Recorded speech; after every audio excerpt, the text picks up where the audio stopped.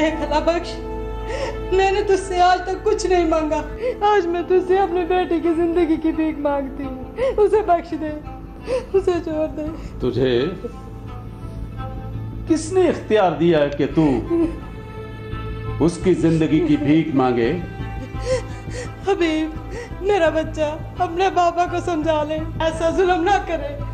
कोई अच्छा काम किया होता तो माफी मिल जाती, लेकिन उसने जो किया है अच्छा नहीं किया। खुदा बख्श, अगर तूने जान लेनी है तो तू मेरी ले ले, पर मेरी बच्ची को छोड़ दे। अल्लाह के वास्ते मेरी बच्ची को छोड़। अच्छा, सामने से कसूर तेरा होता तो सजा तुझे मिलती। ले आऊं बाबा? ले आ, इससे पहले कि मेरी अकल पर पर्दा पड़ जाए। खेतों में ले आ उसे। खुदा के वास्ते छोड़ दो उसे। मैं हूं मूसा हैदर और आप देख रहे हैं गुनहगार कौन। इस घर में आखिर क्या होने जा रहा है? इस लड़की को किस जुर्म की सजा देने का फैसला किया गया है? बड़े अफसोस के साथ कहना पड़ता है कि इस किस्म के वाकयात हमारे मुल्क के अक्सर इलाकों में देखने को मिलते हैं। ऐसा ही वाकया लाड़काना के नवाही इलाके में पेश आया, जिसमें किसी की जान ले ली गई। मगर क्यों?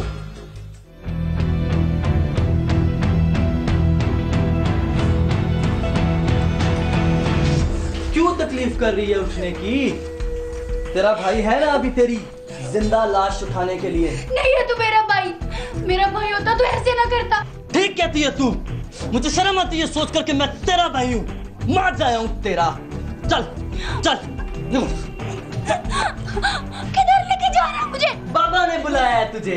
कहता है बैठे बैठे थक गई होगी, इसे बाग की सैर करानी है। ले आ इसे। चल। मुझे नहीं जाना बाबा के पास। मुझे अम्मा के पास लेके चल।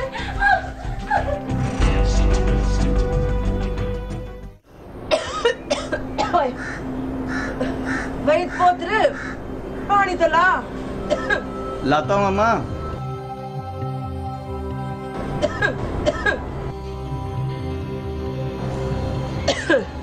बैठ जा।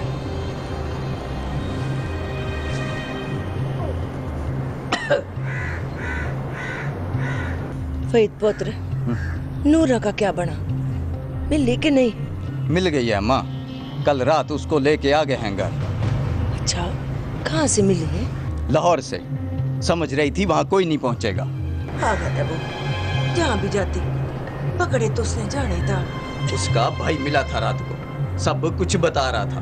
उसने बताया है कि इकरार के साथ पकड़ी गई है। ये इकरार कौन है? बस कोई था अम्मा। तुझे क्या बताऊं कि इकरार कौन था? तू नहीं जानती उसे।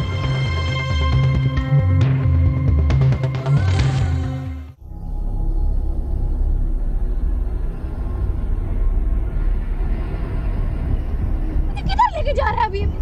मैंने कहा ना मुझे अम्मा से मिलना है। और पहले पापा से तो मिल ले, फिर अम्मा से भी मिला दूंगा तुझे। नहीं मिलना मुझे बाबा से। मैंने कहा ना मुझे अम्मा के पास लेकर चल। मैंने अम्मा से मिलना है। और ये फैसला तू नहीं कर सकती, ये फैसला तो बाबा करेगा। मुझे पता है तू मुझे किस लिए लेके जा रहा है। तू अच्छा नहीं कर रहा अभी। ज्यादा बक बक करने की जरूरत नहीं है। चुपचाप चल मेरे साथ तू।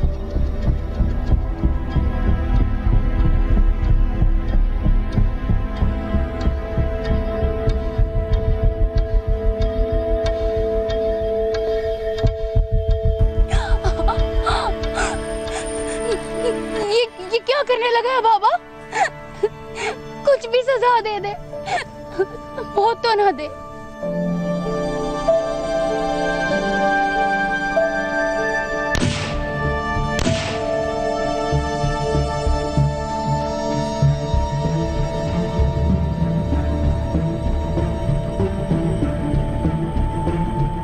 हबीब पुत्र, फोन करके थानेदार को बता दे कि खेतों में एक लवारस छुएर दी लाश पड़ी है, आके दफना दे।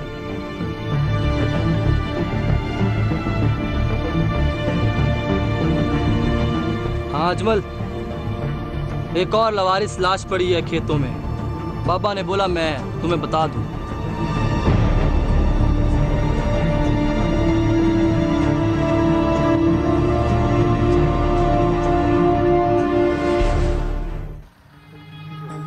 एक बाप के हाथों बेटी की जान चली गई और दीदा दलेरी इतनी कि बाप ने खुद ही पुलिस को इत्तला भी करवाई। आखिर क्यों? अब सवाल यह पैदा होता है, क्या इसे कत्ल कहा जाएगा या फिर कोई ऐसा नाम दे दिया जाएगा जिसकी वजह से या तो कानून बेबस हो जाए या पूरी तरह से लाचार। आखिर ये क्यों कहा गया कि खेतों में एक लावारिस लाश पड़ी है, उसे जाकर उठा लिया जाए? इसके पीछे कहानी क्या है?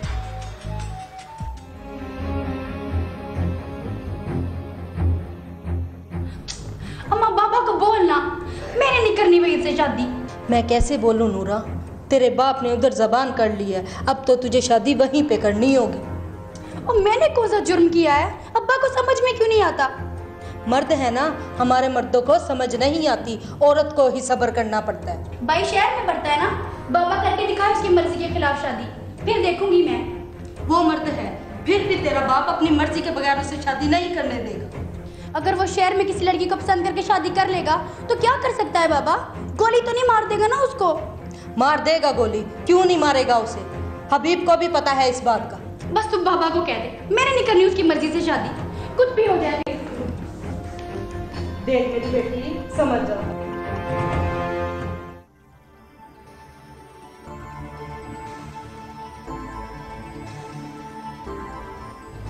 यार हबीब, तुमने जो भी फैसला करना है ना, एक ही दफा करके बता दो मुझे।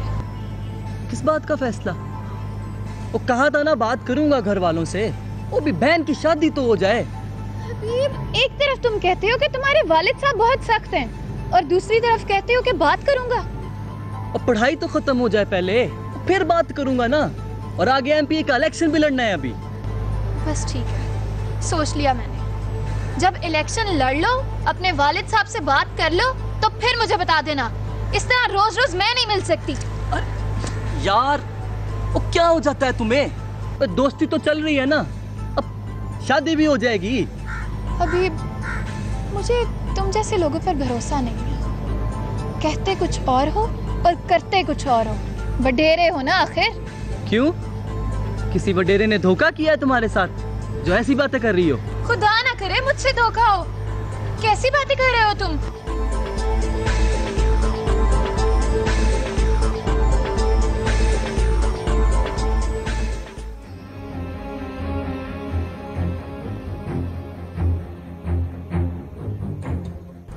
मुझे पता है नूरा, तेरे बाप ने शहर में दूसरी शादी की है, पर मैं कुछ नहीं कर सकती। तू नहीं बोल सकती ना, मेरे मुंह में जुबान है, बोल सकती हूँ मैं। नहीं करनी मुझे वहीद से शादी। ऐसा ना बोल, दीवारों के भी कान होते हैं। तेरे बाबा ने सुन लिया तो तेरी जबान काट देगा। वो ऐसे कैसे काट देगा बाबा मेरी जुबान? मुझ में हिम्मत है, बोल सकती हूँ मैं। देख मेरी बच्ची, जिद ना कर, क्यों अपनी जान के पीछे पड़ी है? समझ जा, जो कहता है तेरा बाप वो मान ले।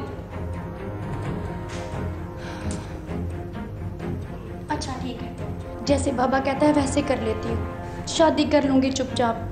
कितनी अच्छी बच्ची है मेरी, अल्लाह हमेशा खुश रखे, कभी तुझे किसी किस्म का दुख ना आए मेरी बच्ची। नूरा अगर राजी ना भी होती तब भी उसका निकाह वहीं पर किया जाता जहां उसका बाप चाहता था। शायद यही वजह है कि वो मान भी गई, क्योंकि हमारे माशरे में घर का सरबराह होने के नाते फैसला मर्द का ही चलता है, फिर चाहे वो सही हो या गलत। एक रोज मुनासिब वक्त देखकर गवाहों की मौजूदगी में नूरा का निकाह वहीद के साथ करके उसे घर से रुखसत कर दिया गया।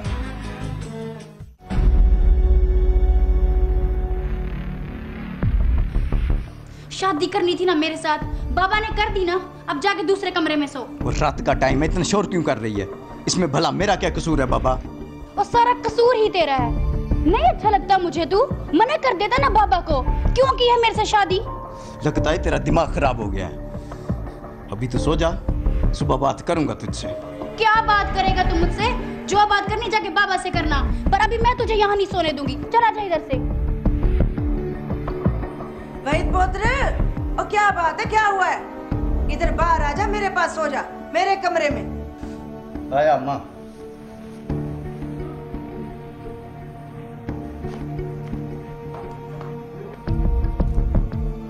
वहीद पुत्र, खैर तो है ना? कुछ नहीं अम्मा, कुछ भी तो नहीं है, तू सो जा। आज ही तो ये ब्याह के आई है और जो ये बातें करी थी ना वो सारी मैंने सुन ली। कोई बात नहीं अम्मा, ठीक हो जाएगी, तू सो जा, सो जा। मेरी बात सुन, जो भी औरत साथ है ना, तुझसे जोर बात तो नहीं है ना? वो मुझे क्या पता अम्मा कहाँ भाग गई है। देखता हूँ, मिल गई तो ठीक, वरना उसके बाप को तो बता दूं। मेरी बात सुन, अगर मिल जाए ना तो जिंदा इस घर में मत लेकर आना।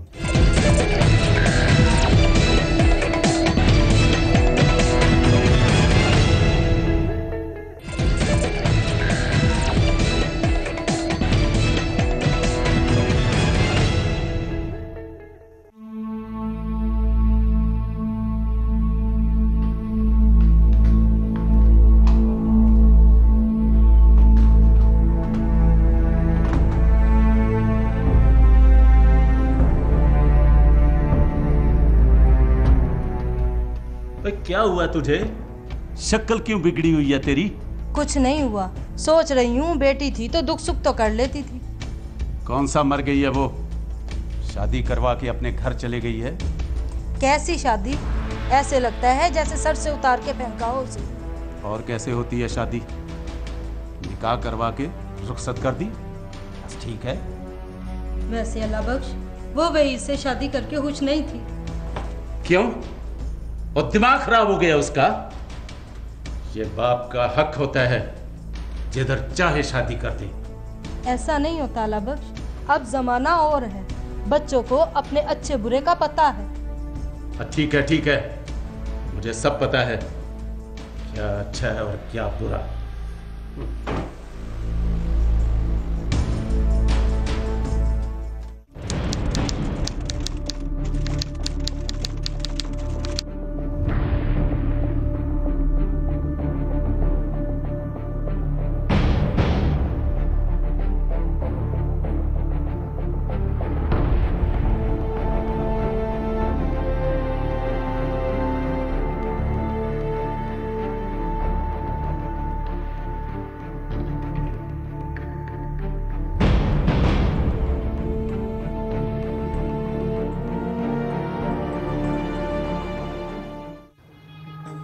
हालात को देखकर लगता है कि नूरा ने अपनी रजामंदी के बिना होने वाली शादी से बगावत का फैसला कर लिया था। लेकिन अगर वो घर छोड़कर जाएगी तो फिर जाएगी कहां? उसे कौन पनाह देगा? क्योंकि हमारे माशरे में अगर कोई लड़की एक बार घर से निकल जाए तो फिर सारी जिंदगी भटकती ही रहती है।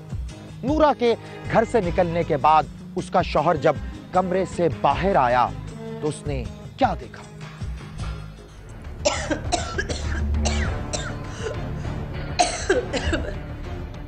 वहीद पुत्र, वहीद, पानी तो पिला, खांसी आ रही है। पानी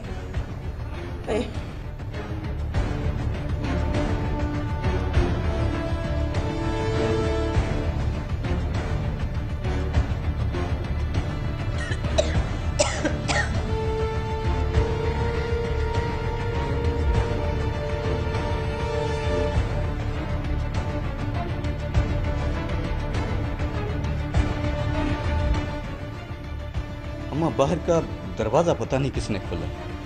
तो बंद करके सोया था, तो फिर किसने खोला? जा जाकर देख, कहीं घर में कोई चोर वोर ना घुस आए। हाँ देख।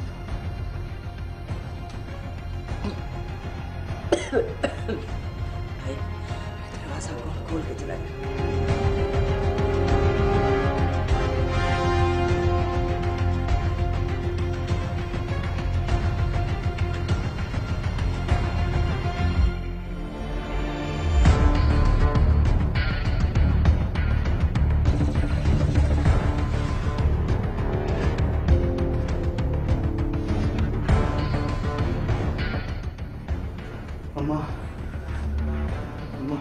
खैर तो है ना? अम्मा, वो नूरा घर में नहीं है, लगता है कि भाग गई है। भाग गई है? कहाँ भाग गई है? वो मुझे क्या पता अम्मा कहाँ भाग गई है। देखता हूँ, मिल गई तो ठीक, वरना उसके बाप को तो बता दूं। मेरी बात सुन, अगर मिल जाए ना तो जिंदा इस घर में मत लेकर आना, कारी करके मार देना। अब हमारे काम की नहीं रही वो।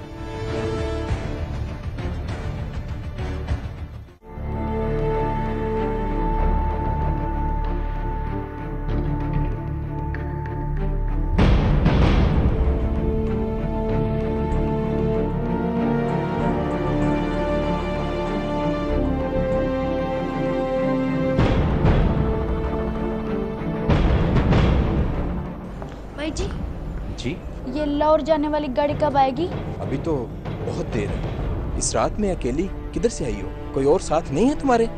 नहीं, कोई भी नहीं है मेरे साथ। बाहर सर्दी बहुत है, कमरे में जाके बैठ जाओ। नहीं भाई जी, कोई बात नहीं, मैं इधर ही ठीक हूँ।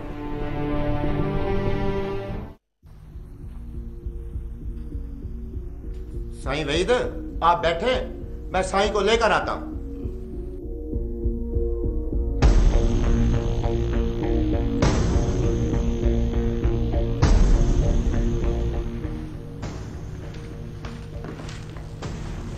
सलाम चाचा साहब। वालेकुम अस्सलाम। वहीद, इस वक्त वासु। जी साईं। और तुम जाओ भले। ठीक है साईं। जाओ मेरा पुत्र। कोई खास बात है? बोलो। चाचा साईं, अम्मा और मैं अपने कमरे में सो रहे थे। थोड़ी देर पहले मैं अम्मा को पानी पिलाने उठा, देखा तो नूरा नहीं थी अपने कमरे में। क्या नूरा कमरे में नहीं थी? वो किधर गई वो? पता नहीं चाचा साईं। जब से शादी हुई है नूरा दूसरे कमरे में सोती थी और मैं अम्मा के पास। क्या हुआ? भाई आखिर मुंह काला करवा दिया इस लड़की ने। ये बच के जाएगी किधर? अभी पता चल जाएगा। हबीब, हबीब, हबीब इधर आ, इधर आ।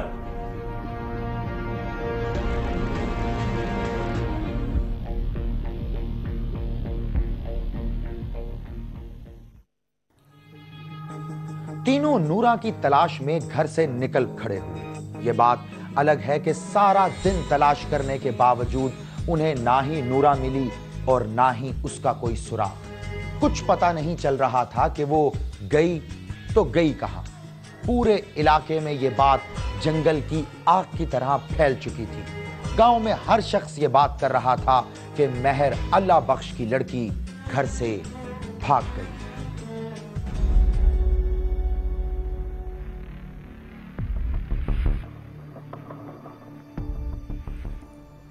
वासु, ओ वासु। जी साईं। हुक्म साईं। इधर उधर के इलाके में देख, कोई लड़का तो गायब नहीं है। ठीक है साईं, मैं पता करता हूं। बाबा साईं, मेरे लिए क्या हुक्म है? मेरे कल से पेपर भी शुरू हो रहे हैं। और तूने जाना है तो जा, मैं देख लूंगा। मैं लाहौर जाके नजर रखूंगा बाबा साईं। अगर मुझे नजर आ गई आपके पास ले आऊंगा सीधा। लाहौर में होगी तो लाएगा ना, पता नहीं कहां है, किधर है मरदूद। अम्मा, और तुझे तो नहीं कुछ बता के गई? मुझे पता होता तो जान से ना मार देती मैं। पता लग जाएगा किसी को बताया था या नहीं। ठीक है बाबा साईं। बाबा साईं, मैं जरा सामान पैक कर लूं। ठीक है।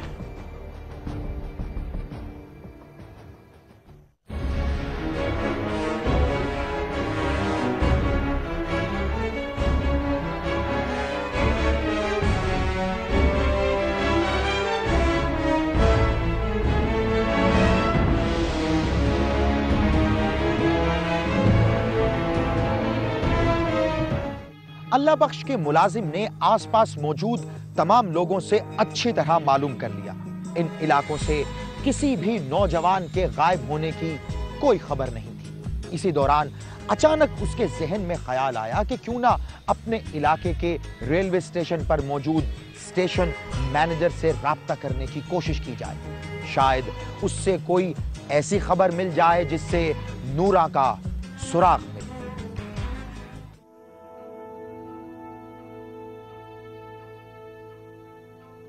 अस्सलामुअलैकुम साईं। साईं कैसे मिजाज? अल्लाह का करम है, तुम सुनाओ। किधर घूम रहे हो आजकल? और साईं खुद से किधर घूमना है, और बस किसी ने घुमाया हुआ है, उसी के चक्कर में हम भी घूम रहे हैं। तो क्या मतलब तुम्हारा? किसने घुमाया? वो अपना वडेरा साईं है ना, और मैं अल्लाह बख्श, उसकी बेटी पता नहीं किधर चली गई है। कितनी उम्र थी उस लड़की की? साईं वो कोई बच्ची नहीं थी, शादीशुदा थी। उम्र उसकी कोई 21-22 साल है। घर से कब गई है? और साईं रात को अपने मियाँ के घर से निकल के चली गई थी, पता नहीं चल रहा किधर गई है। रात को एक लड़की आई थी यहाँ? साईं कितने बजे की बात है? 12 साढ़े 12 बजे। साईं वो गई किधर? लाहौर। सारी रात बैठी रही है यहाँ सर्दी में। मैंने कहा भी कमरे में बैठ जाओ, कहती है मैं यहीं ठीक हूँ।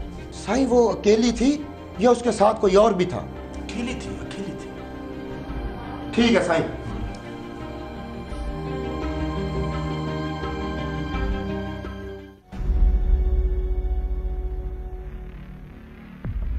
ठीक है बाबा साईं, इजाजत। ठीक है बाबा, ठीक है। और अम्मा, अभी भी कुछ पता है तो बता दे। मैं तुम लोगों की माँ जरूर हूँ, पर कौन क्या करता है कौन बताता है मुझे। और वहीद, तुमने भी नजर रखनी है, और कोई खबर मिले तो बाबा साईं को जरूर बता देना। अच्छा जी, अल्लाह हाफिज। अल्लाह अल्लाह।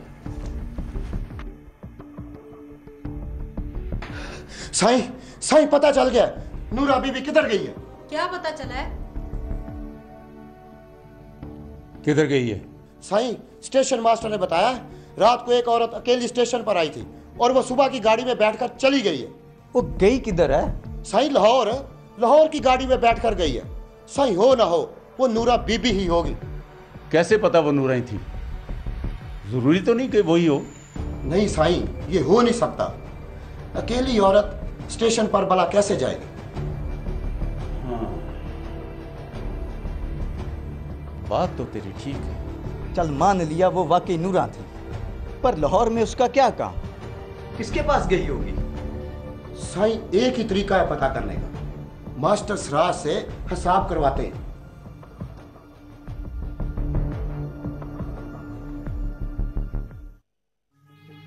घर वालों को यह तो पता चल चुका था कि उनकी बेटी घर से निकलकर कहां गई है, मगर यह पता नहीं चल रहा था कि लाहौर में वो है कौन जिसके पास उनकी बेटी गई है।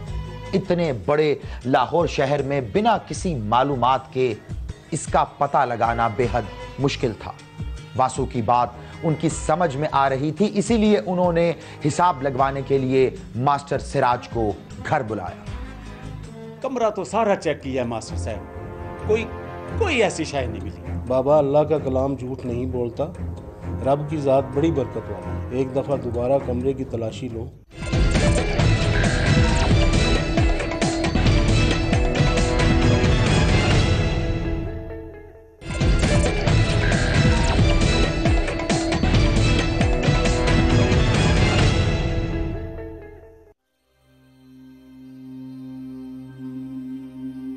साईं इतना जल्दी तो नहीं होगा, थोड़ा टाइम तो देना पड़ेगा। मास्टर साहब जो भी करना करो, पता तो करना है, हमारी इज्जत का सवाल है। बच्ची तो समझदार थी, मेरे से 9वीं 10वीं पढ़ती रही है, फिर उसको क्या हुआ? और जो भी हुआ हमारी इज्जत खराब करके चली गई, उसका पता करना जरूरी है।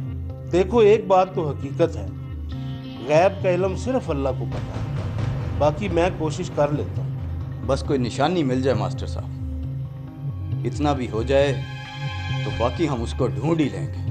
आज की रात तो देनी पड़ेगी, मैं हिसाब किताब लगाता हूँ, अल्लाह करम करे।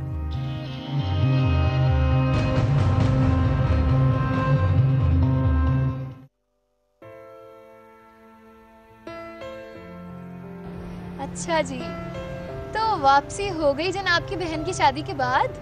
हाँ, बस हो ही गई है। तो इसमें उदासी वाली क्या बात है?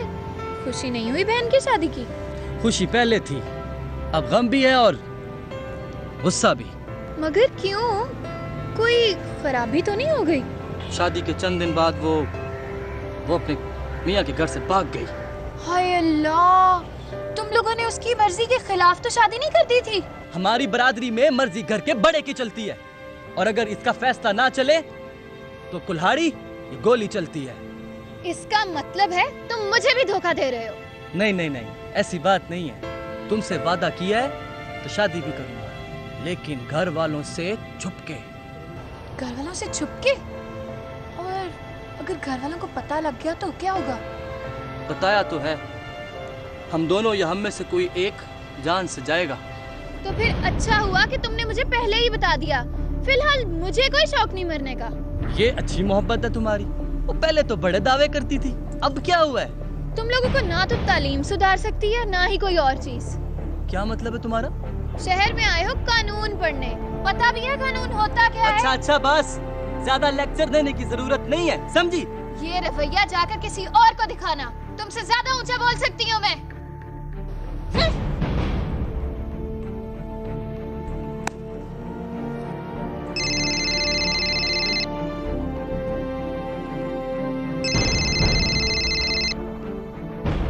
जी बाबा साईं।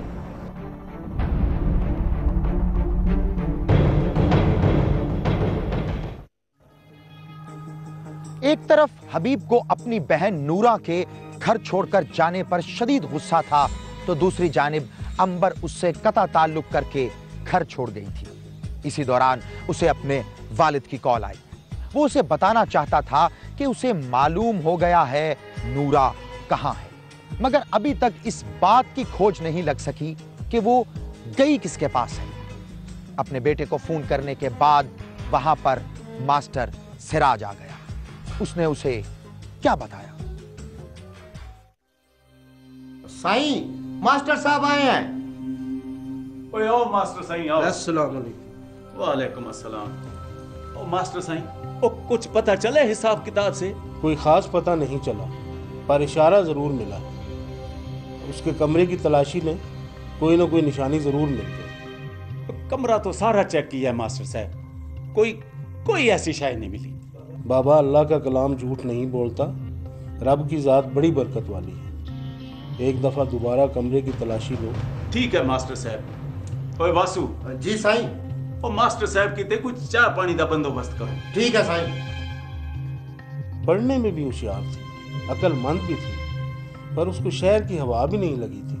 समझ नहीं आती हुआ कि मास्टर साहब एक दफा हाथ आ जाए फिर सब कुछ पता चल जाएगा। मैं उसके कमरे की दोबारा तलाशी लेता हूँ। मास्टर साहब, ये चाय पानी पी के बन जाए।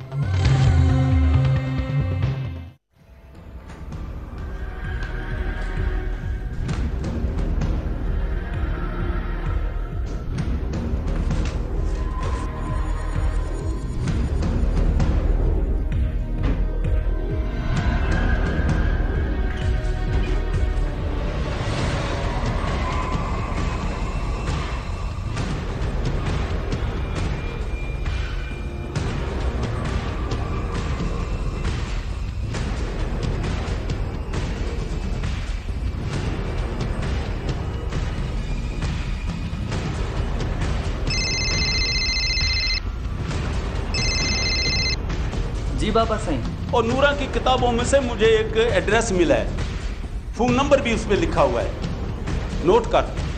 जी बाबा। और मुझे लगता है ये जिसका एड्रेस है नूरा वहीं गई होगी। हाँ लिख। जी बाबा साईं, लिखवाएं। मकान नंबर 18। लाहौर से वकालत की तालीम हासिल करने वाले नूरा के भाई ने सबसे पहले यह मालूम कराने की कोशिश की कि यह फोन नंबर किसका है। उसे पता चला कि यह सिम इकरार नामी शख्स के नाम पर है, मगर यह इकरार है कौन? इसी का पता करने के लिए वो उस एड्रेस पर पहुंचा जो उसे मिला था। अब देखना यह है कि क्या इकरार यहीं पर रहता है और नूरा उसी के पास है।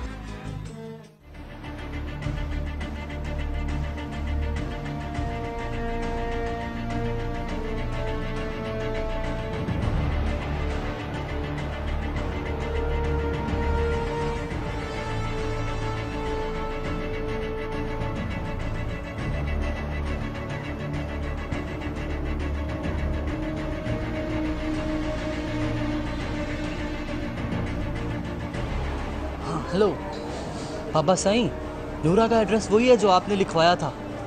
मैंने उसे अभी देखा है। उसने तो तुम्हें देखा नहीं है ना? नहीं नहीं बाबा साईं, आप बेफिक्र हो जाओ। जिसके पास वो आई है, कौन है? बाबा साईं वो अपने इलाके का मास्टर नहीं, जिसके पास नूरा पढ़ने जाती थी। हाँ, वो मास्टर सिराज। और उसी ने तो हिसाब लगाकर बताया था कि उसका कमरा चेक करो, कोई ना कोई निशानी मिल जाएगी। बस बाबा साईं, अभी आपने किसी को बताना नहीं है। इकरार उसी का बेटा है। क्या? वो इकरार मास्टर सिराज का बेटा है? हाँ हाँ बाबा साईं, लगता है मास्टर सिराज के घर ही दोनों की मुलाकात हुई है। और मैं इस मास्टर सिराज को नहीं छोड़ूंगा। नहीं नहीं बाबा साईं, ऐसा नहीं करना। अभी तो दोनों को आराम से वापस लेकर आना है, खामोशी से। हमारा दुश्मन मास्टर नहीं, इकरार है। ठीक है, किसी को पता नहीं लगेगा। मैं आज ही पहुंचता हूँ।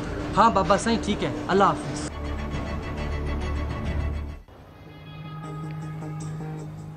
इस तरह अल्लाह बख्श अगले ही रोज बिना किसी को बताए अपने गांव के कुछ लोग लेकर लाहौर रवाना हुआ। वहां पहुंचकर इसने दोनों को काबू किया और फौरी तौर पर वापस अपने गांव का रास्ता लिया। जब इसके गांव की हदूद शुरू हुई तो रात के पिछले पहर इसने इकरार को उतारकर नूरा और हबीब को वहां से रवाना कर दिया। आखिर क्यों?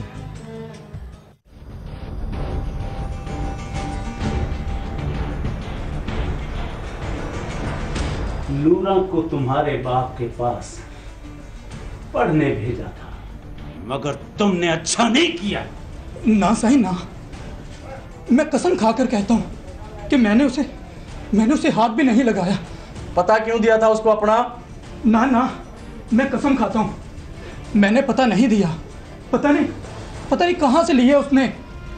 इतना सच्चा है तो अपने पास क्यों रखा उसे?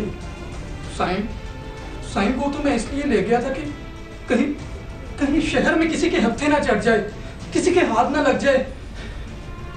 तेरी बात का यकीन नहीं आता मुझको। वैसे भी तू कारा है। तेरा जिंदा रहना जरूरी नहीं है।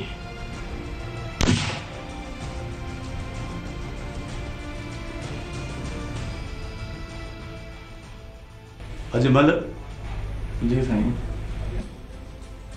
इसे लवारिस करके दफन कर देना। कोई वारिस नहीं है इसका।